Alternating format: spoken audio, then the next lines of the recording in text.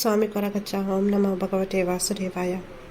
ಕೊರಗಜ್ಜ ದೈವವನ್ನು ನಾವು ಆರಾಧಿಸಿದ ನಂತರ ನಮ್ಮ ಕಷ್ಟಗಳು ಪರಿಹಾರವಾಗುತ್ತೆ. ನಾವು ಏನೇ ಕೇಳಿಕೊಂಡರೂ ನಮ್ಮ ಇಷ್ಟಾರ್ಥಗಳು ನೆರವೇರುತ್ತೆ.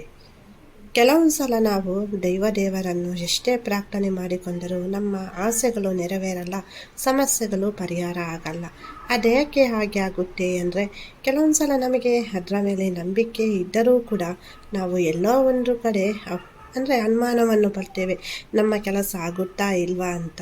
ಶುದ್ಧವಾದ ಮನಸ್ಸಿನಿಂದ ನಾವು ಆ ದೈವ ಕೊರಗಜ್ಜನನ್ನು ಪ್ರಾರ್ಥನೆ ಮಾಡುವ ಬದಲು ಅಲ್ಲಿ ಏನೇ ಒಂದು ಅನುಮಾನವನ್ನೇ ಇಟ್ಟುಕೊಂಡು ನಾವು ಆರಾಧಿಸಿದ್ದೇ ಆದಲ್ಲಿ ಆ ದೈವ ನಮ್ಮ ಪ್ರಾರ್ಥನೆಯನ್ನು ಕೇಳಿಸಿಕೊಳ್ಳುವುದಿಲ್ಲ. ಕೊರಗಜ್ಜ ನಮ್ಮ ಕಷ್ಟವನ್ನು ಪರಿಹಾರ ಮಾಡಬೇಕಾದರೆ ನಾವು ಶುದ್ಧವಾದ ಮನಸ್ಸಿನಿಂದ ಆ ದೈವವನ್ನು ನಂಬಿ ನಾವು ಪ್ರಾರ್ಥನೆಯನ್ನು ಮಾಡಬೇಕಾಗುತ್ತೆ. ಎಷ್ಟೋ ಜನರ ಜೀವನದಲ್ಲಿ ಕೊರಗಜ್ಜ ಬೆಳಕನ್ನು ತೋರಿಸಿದ್ದಾರೆ. ಅದು ನಮ್ಮ ತುಳುನಾಡಿನಲ್ಲಿ ಇರಬಹುದು, ಅಥವಾ ನಮ್ಮ ರಾಜ್ಯದಲ್ಲಿ ಇರಬಹುದು, ಅಥವಾ ನಮ್ಮ ದೇಶದಲ್ಲಿ ಇರಬಹುದು, ಅಥವಾ ವಿದೇಶದಲ್ಲಿ ಕೂಡ ಕೊರಗಜ್ಜನನ್ನು ಆರಾಧನೆ ಮಾಡುವ ಜನರಿದ್ದಾರೆ.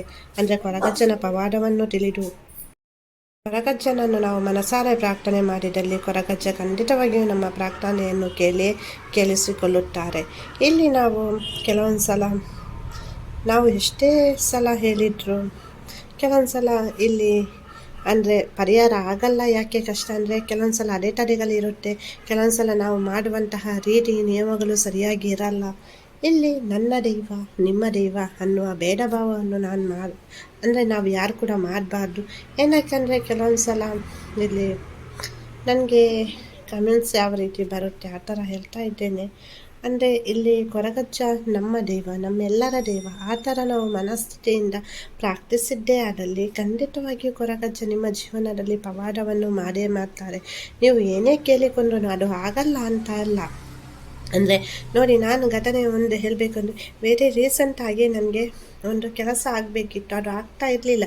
ಸೊ ಆಗುತ್ತೆ ಅಂತ ನಾನು ಅಂದ್ಕೊಂಡಿದ್ದೆ. ಬಟ್ ಕೆಲವೊಂದು ಸಲ ನಮಗೆ ಕೂಡ ಬೇರೆ ವರ್ಕ್ ಇರುತ್ತೆ, ಬಿಸಿ ಶೆಡ್ಯೂಲ್ ಇರುತ್ತೆ. ಸೊ ಹಾಗಾಗಿ ನನಗೆ ಅದರ ಮೇಲೆ ಅಷ್ಟು ಕಾನ್ಸಂಟ್ರೇಷನ್ ಮಾಡಲಿಕ್ಕೆ ಆಗಿಲ್ಲ. ಸೊ ಆಗುತ್ತೆ ಅಂತ ಅಂದ್ಕೊಂಡೆ, ಬಟ್ ಲಾಸ್ಟ್ ಮೊಮೆಂಟಿಗೆ ಆಗಿಲ್ಲ ಅಂತ. ಸೊ ರಿಜೆಕ್ಟ್ ಆಯಿತು ಅದು. ಸೊ ರಿಟರ್ನ್ ನನಗೆ ಏನು ಮಾಡಬೇಕು ಅಂತ ಗೊತ್ತಾಗಿಲ್ಲ. ಸೊ ಕೆಲವ್ರ ಜೊತೆ ಎಲ್ಲ ಕೇಳಿದೆ. ಸೊ ಅದಕ್ಕೋಸ್ಕರ ಸ್ವಲ್ಪ ಆ ಕಡೆ ಹೋಗಿ ಬಂದೆ. ಆದರೂ ನನಗೆ ಪರ್ಫೆಕ್ಟಾಗಿ ಅದು ಆಗುವ ಥರ ಅನ್ನಿಸ್ಲಿಲ್ಲ. ಮತ್ತು ನಾನು ಅಜ್ಜನನ್ನು ಪ್ರಾರ್ಥಿಸಿದೆ. ಅಜ್ಜ, ನನಗೆ ಈ ಥರ ಒಂದು ಸಮಸ್ಯೆ ಆಗಿದೆ, ನಾನು ಅಷ್ಟು ಸೀರಿಯಸ್ ಆಗಿ ಅದನ್ನು ತಗೊಂಡಿಲ್ಲ. ಸೊ ಬಟ್ ಇವಾಗ ನೋಡಿದರೆ ರಿಜೆಕ್ಟ್ ಆಯಿತು, ಏನಕ್ಕೆ ಹಿಂಗಾಯಿತು? ಸೊ ಏನಾದರೂ ಮಾಡಿ ಅದು ನನಗೆ ಆಗಲೇಬೇಕು. ಸೊ ನನ್ನದು ಒಂದೇನೋ ಒಂದು ನೆಗ್ಲೆನ್ಸಿ ಮಾಡಿದ್ರಿಂದಾಗಿ ಅದು ರಿಜೆಕ್ಟ್ ಆಯಿತು.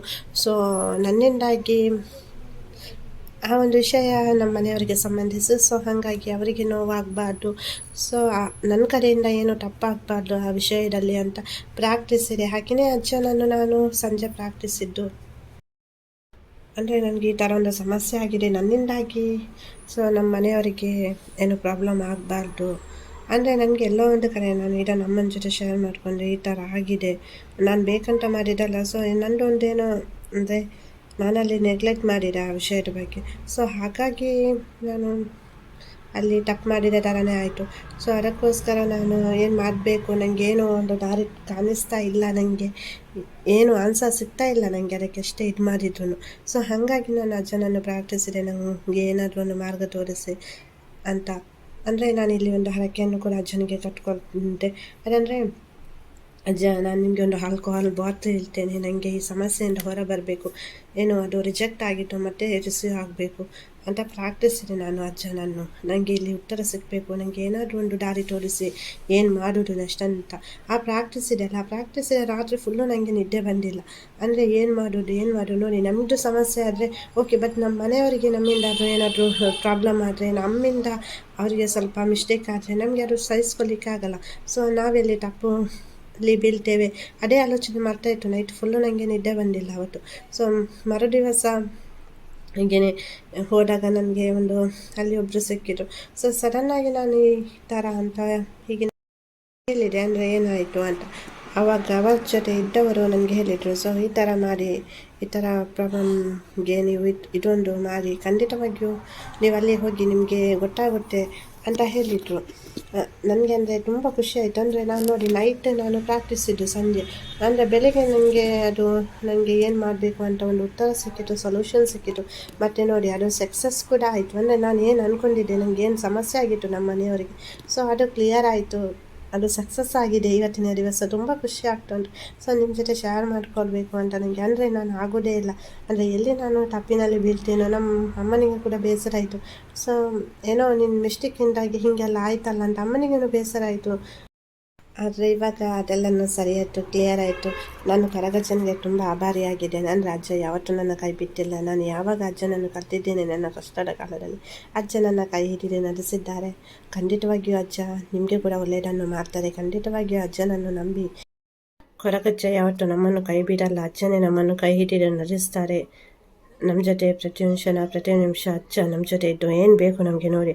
ನಾನು ಅಷ್ಟೇ ಅಜ್ಜ, ನಿಮಗೆ ನಾನೊಂದು ಆಲ್ಕೋಹಾಲ್ ಬಾಟ್ಲಿ ಇರ್ತೇನೆ, ನನಗೆ ಈ ಒಂದು ಸಮಸ್ಯೆಯಿಂದ ಬಿಡಿಸ್ಕೊಳ್ಳಿಕ್ಕೆ ಒಂದು ದಾರಿ ತೋರಿಸಿ ಅಂತ ಪ್ರಾರ್ಥಿಸಿರಿ. ನೋಡಿ ಬೆಳಿಗ್ಗೆ ಆಗುವಷ್ಟರಲ್ಲಿ ಅದು ಕೂಡ ಸಕ್ಸಸ್ ಕೂಡ ಆಯಿತು.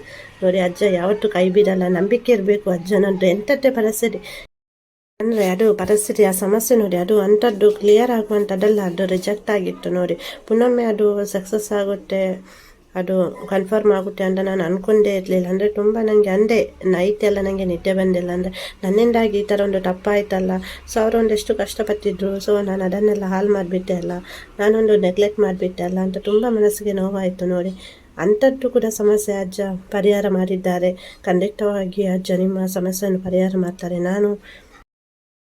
ನಾನು ನನ್ನ ಪ್ರಾರ್ಥನೆಯ ಸಮಯದಲ್ಲಿ ನಿಮಗೋಸ್ಕರ ಪ್ರಾರ್ಥನೆಯನ್ನು ಮಾಡ್ತೇನೆ. ನಿಮ್ಮ ಜೀವನದಲ್ಲಿ ಏನಾದರೂ ಕಷ್ಟ ಉಂಟು, ನೋವುಂಟು, ನಿಮ್ದು ಏನಾದರೂ ಕೆಲಸ ಆಗಬೇಕು ಅಂದರೆ ಹೇಳಿ, ನಾನು ಪ್ರಾರ್ಥನೆಯನ್ನು ಮಾಡ್ತೇನೆ. ನನ್ನ ಆರಾಧನೆವಾದಂತಹ ಕೊರಗಜ್ಜ ನಿಮಗೆ ಎಲ್ಲರಿಗೂ ಒಳ್ಳೆಯದನ್ನು ಮಾಡಲಿ, ನೀವು ಅಂದ್ಕೊಂಡಿದ್ದು ಎಲ್ಲವೂ ಸಕ್ಸಸ್ ಆಗಲಿ ಅಂತ ನನ್ನ ಆರಾಧನೆವಾದ ಕೊರಗಜ್ಜನನ್ನು ಪ್ರಾರ್ಥಿಸ್ತೇನೆ. ಇವತ್ತಿನ ವಿಡಿಯೋ ಇಷ್ಟ ಆದರೆ ಒಂದು ಲೈಕ್ ಮಾಡಿ, ಹಾಗೆಯೇ ಯಾರಾದರೂ ಸಬ್ಸ್ಕ್ರೈಬ್ ಮಾಡಿಲ್ಲ ಅಂದರೆ ಪ್ಲೀಸ್ ಸಬ್ಸ್ಕ್ರೈಬ್ ಮಾಡಿ. ವಿಡಿಯೋ ನೋಡಿದ್ದಕ್ಕಾಗಿ ಧನ್ಯವಾದಗಳು.